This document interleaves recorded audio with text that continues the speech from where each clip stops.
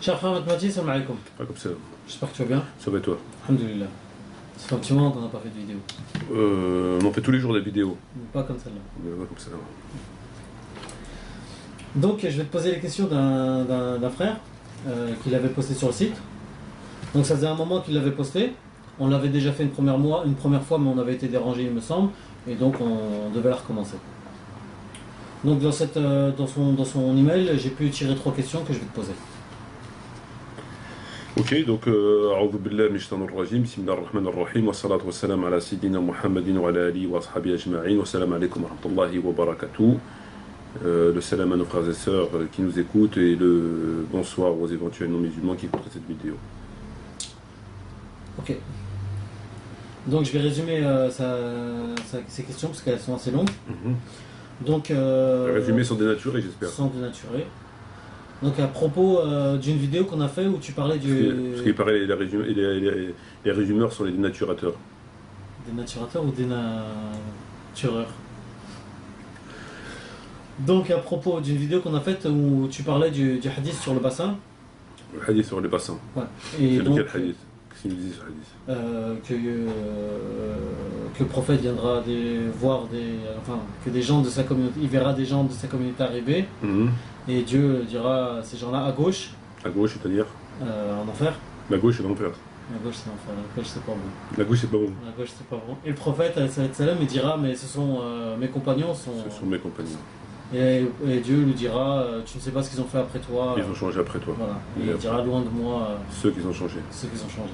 Et ils ont changé et pas en bien. Ben, sinon ils n'iraient pas à gauche. Sinon ils n'iraient pas à gauche. Donc tu as utilisé ce hadith pour dire que certains compagnons iront en enfer. Donc le frère te dit... Moi j'ai pas utilisé le hadith pour dire ça, moi j'ai fait que analyser de façon sans apporter aucune réflexion, c'est le texte qui le dit. Le texte par lui-même, il est clair, il n'est pas équivoque, il n'y a pas besoin de faire d'ijtihad pour savoir ce qu'il veut dire. Le texte, il est clair. Donc il n'y a pas d'analyse. Mais ça perturbe pas mal de gens de savoir que des compagnons iront en enfer. Donc là, le frère te dit que le prophète, à ce moment-là, se rendra compte qu'ils n'ont pas le statut de compagnon, et en conséquence de quoi ils rentreront en enfer, mais pas avec le statut de compagnon. Puisqu'ils auront désobéi. Ils seront retournés en arrière. Et alors? Donc, qu'est-ce que tu as à dire à ça? En fait, c'est-à-dire que lui, il fait la distinction entre... ils ne seront plus des compagnons à partir du moment où ils ne rentreront pas en enfer avec le statut de compagnon. Et ça te fait rire? Ça me fait sourire. Pourquoi ça te fait sourire? Tu veux peut-être prendre ma place? Non, du tout. Donc, mais c'est quoi qui te fait sourire? Bah en fait parce que on trouve toujours... on cherche toujours une autre solution que celle qui est évidente. Bah, quand tu vois qu'ils arrivent encore à trouver des prétextes sur les sujets qu'on a abordés par rapport à Tariq Ramadan, alors que les choses sont d'une clarté, je veux dire, sans équivoque, me semble-t-il, et tu te poses des questions. Donc il s'agit ou bien vraiment d'une incompréhension dans la langue, ou bien il y a un problème de foi. Donc après, s'ils n'arrivent pas à comprendre les choses qui sont je veux dire que, je sais pas, on peut même pas parler de claires, qui sont évidentes, enfin qui sont dites. Il n'y a pas besoin de, on peut pas comprendre. Bon ben après, il est un peu normal que par rapport au hadith, il ramène plein de choses qui font que ou bien c'est da'if, ou bien c'est ceci, ou bien c'est tafsir, ou bien c'est sharh, ou bien c'est voilà. C'est pas étonnant. Et par rapport à cette tentative d'explication, qu'est-ce que tu la tentative d'explication, elle est pas recevable. Le hadith en lui-même, l'authenticité du hadith, elle est établie par le fait qu'il est rapporté par l'imam al-Bukhari, et qu'il est rapporté par les musulmans, qu'il est rapporté aussi par plein d'autres. Donc le fondement, l'authenticité du texte, elle est établie, il n'y a pas de problème. Après l'analyse du texte sur le fond, c'est-à-dire est-ce qu'il y aurait, on pourrait avoir une autre lecture du texte, elle n'existe pas, on ne peut pas avoir d'autres lectures. Après, est-ce que le texte il est divergent, c'est-à-dire est-ce qu'il y a une version qui dit ça et une autre version dit ça? sur les fondements du texte, c'est-à-dire que ça se déroulera le jour de la résurrection, le prophète Mohammed sera auprès de son bassin et qu'il verrait effectivement un certain nombre de ses compagnons, puisque le terme dans le texte est mes compagnons, ashabi, et qui seront ramenés à gauche, donc en l'occurrence en enfer, c'est établi. Bon.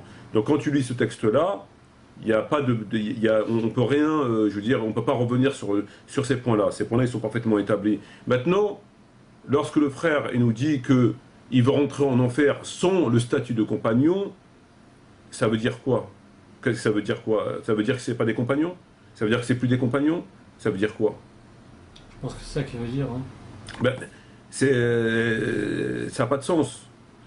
Nous, autant qu'êtres humains, ce qui nous intéresse, c'est pas de savoir si les gens ils vont entrer par quelle porte en enfer ou par quelle porte au paradis, à quel degré de l'enfer ou à quel degré de paradis et avec quel statut. Nous, ce qui nous intéresse autant que mortels, c'est la question des compagnons. Donc, la question des compagnons, lui, ce qui le dérange vraisemblablement, c'est que eux, dans leur terme de compagnon, dans la définition du mot compagnon, veut dire toute personne qui avait le prophète et qui sont meilleurs que toute l'humanité, ça rentre en contradiction avec leur point de vue, avec ce point de vue que eux, ils ont inventé.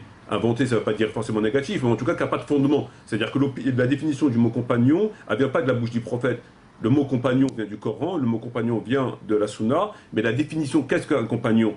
Elle a été faite bien après par des savants pour savoir à partir de quand on pouvait dire un compagnon. C'est quoi un compagnon? Donc les chiites, par exemple, ils n'ont pas du tout la même vision, la même définition du terme compagnon que les sunnites. Donc pour les sunnites, et en particulier à Sunna wa Jama'a, pour eux un compagnon veut dire telle et telle et telle chose. Bon, quelqu'un qui a vécu à l'époque du prophète, qui a vu ne serait-ce qu'une minute le prophète, etc., etc. À partir de là, c'est un compagnon. Et à partir de là, il est mieux que le reste de l'humanité jusqu'à la fin du monde.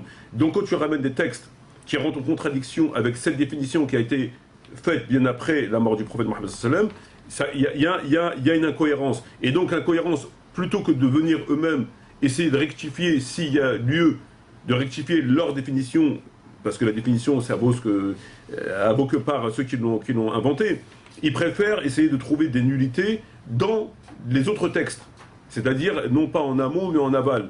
Donc, en l'occurrence, par rapport à ce texte-là. Et ce texte-là rentre bien en contradiction avec leur définition. C'est pour ça que le frère te dit, oui, mais ils ne rentrent pas avec le statut de compagnon. Mais ça nous importe peu qu'ils rentrent avec le statut. Est-ce que c'était des compagnons, oui ou non? La question elle est là. Est-ce que ces gens qui ont vécu à l'époque du prophète Mohammed étaient des compagnons, oui ou non? À cette question, tu réponds oui, puisque le prophète dit « Je verrai un certain nombre de mes compagnons qui me reconnaîtront et que je reconnaîtrai. » Donc, c'est bien des compagnons. Donc, le reste, c'est pas important. Qui rentre avec le statut de compagnon, qui rentre le statut avec un autre statut, ça change quoi? La question, est-ce que c'est des compagnons, oui ou non? C'était des compagnons durant l'époque, durant leur vie terrestre. C'est ça qui est intéressant. C'est ça qu'il faut retenir. Le reste, ça ne nous intéresse pas. L'au-delà, le monde de l'au-delà, c'est pas intéressant. C'est comme sur le statut du musulman. Tu obtiens le statut du musulman, à partir de quand? Tu obtiens le statut du musulman à partir du moment où tu fais, comme il dit dans le Coran, donc, comme le hadith le dit. Donc, à la lecture du Coran et à la lecture de la Sunna, tu deviens musulman quand tu remplis 3 conditions. Après, tu peux sortir de l'islam par rapport. Il y a des actes qui vont sortir de l'islam, mais ce n'est pas la question. Quand tu remplis 3 conditions, donc Allah le dit, de Tauba, Salat et Zakat. Bon, à partir de là, tu es musulman. Certains qui cherchent, probablement, ou de mauvaise foi ou de bonne foi, peu importe, mais qui veulent avoir une autre lecture parce que ça les arrange, parce qu'ils ont fait une erreur et veulent pas revenir là-dessus, ils vont te dire quoi? Ils vont te dire que dans le hadith de Bukhari, il est dit que toute personne qui a fait la shahada entrera au paradis. D'accord? Donc toute personne qui a fait la shahada, il n'y a pas écrit zakat et salat. D'accord? Mais la différence entre les deux textes, c'est quoi? C'est qu'un texte s'exprime pour les mortels. C'est-à-dire Dieu dit Iza tabou aqimu salat, donc il apprend au prophète à partir de quand tu es un musulman. Donc c'est un enseignement qui parle au prophète. Donc il dit Iza tabou aqimu salat fa yakhounakum fi din. Donc il enseigne au prophète à partir de quand ça devient vos frères. D'accord? Afin que le prophète le comprenne et l'applique. Et les compagnons. Le prophète il l'a appris lui-même aux compagnons à travers le hadith. Etc. Donc ça, c'est des textes qui s'adressent à nous, aux mortels, pour appliquer la loi. Maintenant, les textes qui s'adressent entre Dieu et l'homme, le jour de la résurrection, comme ce hadith-là, il fait plus état de la vie terrestre. Il parle entre l'homme et Dieu le jour de la résurrection, qui rentrera au paradis. Et ces textes-là ne rentrent pas en considération avec la loi terrestre. C'est-à-dire c'est entre Dieu et sa créature. Tu comprends? Ce qui va pardonner, si tu vas finir par entrer au paradis, c'est entre Dieu et la créature. Donc ces textes, on ne peut pas les prendre en considération au niveau terrestre. Au niveau terrestre, ce qui prime, c'est les textes qui s'expriment à l'homme. Donc au niveau du statut là. Et d'autres, certains ont tendance à aller chercher les choses qui sortent de leur contexte, comme la question de le statut, et comme là le fait de dire oui mais ils n'auront pas le statut, ça change quoi? Qu'ils aient le statut de compagnons ou qu'ils l'aient perdu au moment où ils vont rentrer en enfer, est-ce que c'était des compagnons, oui ou non? La question c'est oui, il n'y a pas de doute. Bon. Donc à partir du moment où c'était bien des compagnons, comment tu peux harmoniser le fait de dire que toute personne qui a vu le prophète, ne serait-ce qu'une seule seconde, est mieux que le reste de l'humanité, alors qu'il est démontré par des hadiths authentiques, notamment par Bukhari et par Muslim, qu'un certain nombre de compagnons, comme il a dit le prophète, iront en enfer. Il y a une contradiction. Donc il faut que tu revoies leur position en amont mais, et non pas en aval. Il faut que tu revoies leur définition. C'est quoi un compagnon? Et d'ailleurs, ce hadith, ça serait le seul.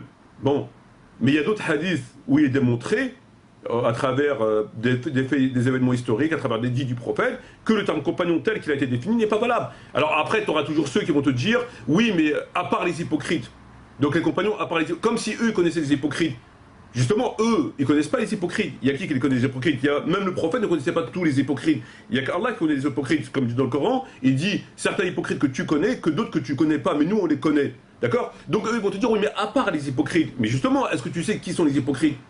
Donc ils ne le savent pas. Donc s'ils ne le savent pas, ça induit qu'ils vont considérer des gens qui vivaient à l'époque du prophète comme des compagnons, et donc les plus grands que le reste de l'humanité, puisqu'ils ne savent pas qui sont les hypocrites. Et donc là, ils ont commis une erreur. Donc ça reste pas valable. Et le texte que le frère dit, qui rentre au paradis avec le statut de musulman ou de non-musulman, ça change strictement rien. Ils étaient compagnons, ça s'arrête là. Le reste, ça ne nous concerne pas, c'est dans l'au-delà. Le reste, c'est même pas du domaine du terrestre. Tu ne peux pas prendre des éléments de l'au-delà pour faire un ijtihad sur le monde terrestre. Et tu comprends ce que je veux dire? Nous, notre mission au niveau de la réflexion, elle s'arrête dans le monde terrestre. On ne va pas au-delà. Tu réfléchis avec les éléments terrestres, sur les djinns terrestres, pas l'au-delà. Si tu vas dans l'au-delà, tu rentres dans un autre monde, tu rentres dans un autre, entre guillemets, système.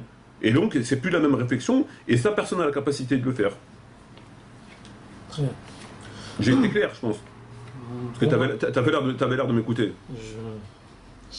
Donc tu bougeais la tête comme ça. Parce que Normalement, tu bouges la tête comme ça, et là, tu l'as bougé comme ça. Parce que j'ai cerné les nuances. Voilà. Donc ensuite, il nous parle de Omar, radiallahu anhu, et du jour du jeudi.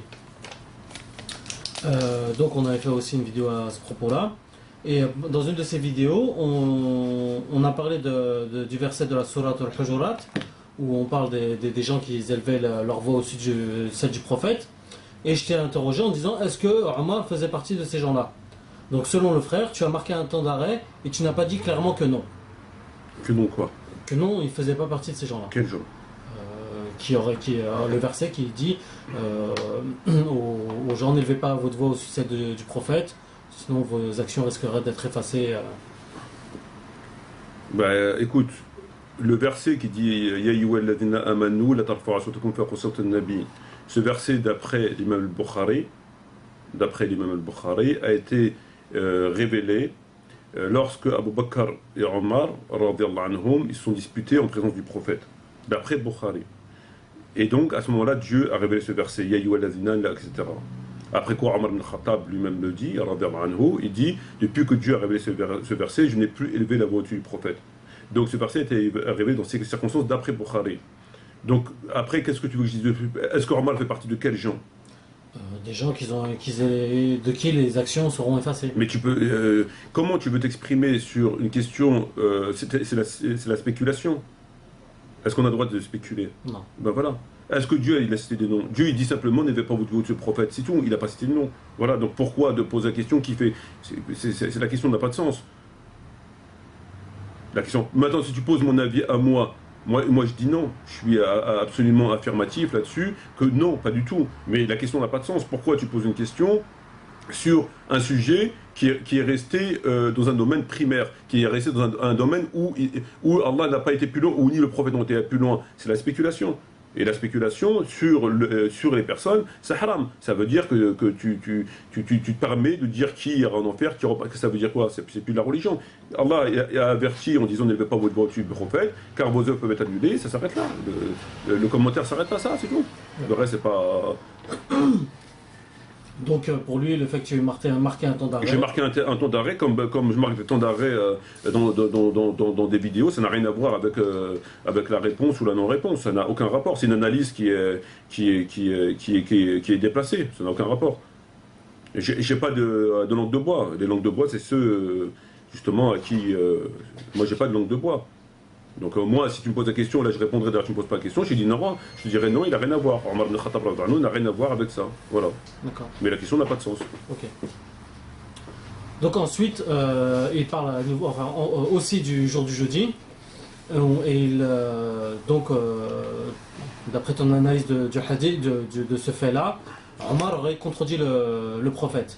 Et donc le frère te dit, d'après plusieurs hadiths, Omar avait déjà contredit le prophète, mais non pas par non-respect, mais par le simple fait qu'il donnait son avis. Et parfois, il avait raison, comme sur la prière sur les hypocrites. Donc, il te dit que c'était juste son avis qu'il a donné le jour du jeudi. Bah, je pense qu'il a du mal à lire le texte, alors. S'il considère que de dire non, de s'opposer, donc c'est une opposition, dans un état de faiblesse extrême, etc., avec tout ce qu'on sait, c'est juste un avis, alors on ne doit pas avoir la même définition du mot avis. Donc le texte, c'est pas ce qu'il dit, c'est pas un avis.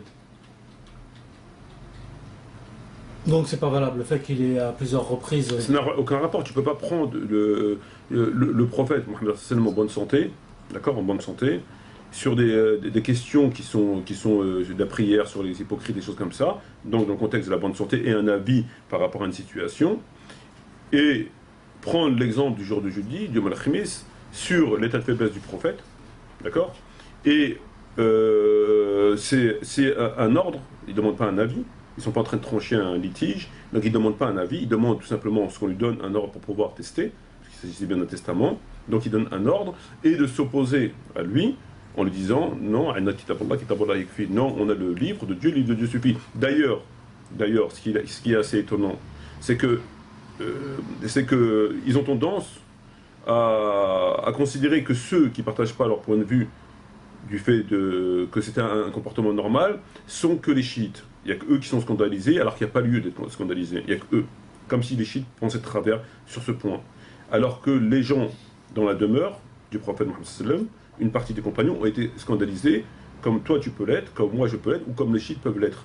Donc ce qui prouve bien que le sentiment de non-respect, le sentiment de ce comportement, etc., n'a rien à voir avec une idée obscure ou une idée, je veux dire, de travers de la part des chiites, puisqu'elle existait aussi dans l'esprit d'un certain nombre de compagnons. Et ces gens-là étaient aussi des compagnons, et ces compagnons étaient scandalisés avant toi, avant moi, et avant les chiites. On est bien d'accord. Dans la pièce, on est d'accord qu'il y a des gens qui ont été scandalisés. On est d'accord là-dessus. Oh oui. Bon, donc, ce qui prouve bien que le fait, ce sentiment d'injustice, il est illégitime, parce que les compagnons ont été scandalisés. Maintenant, alors quels compagnons avaient raison? Est-ce que c'est que ceux qui étaient du parti de Omar ibn Khattab ou des autres? Voilà. Mais c'est un sentiment qui vient à partir des compagnons eux-mêmes. C'était pas n'importe qui. Ces gens-là aussi, il faut les respecter comme compagnons. Voilà. Ok. Bah... Et on ne peut pas du tout faire... je veux dire, on ne peut pas tout mélanger. La position d'un avis en bonne santé, etc., et de l'autre côté, ça n'a rien à voir. D'accord. Tu vois, tu peux pas... Ok. Bon, j'espère qu'on aura répondu à notre frère. Ouais. Et puis qui ne mettent pas... Et je te remercie, et puis à très bientôt, Inch'Allah. Merci. Shukran jazilan wa salam alaikum wa rahmatullahi wa barakatuh. Et à la prochaine, Inch'Allah.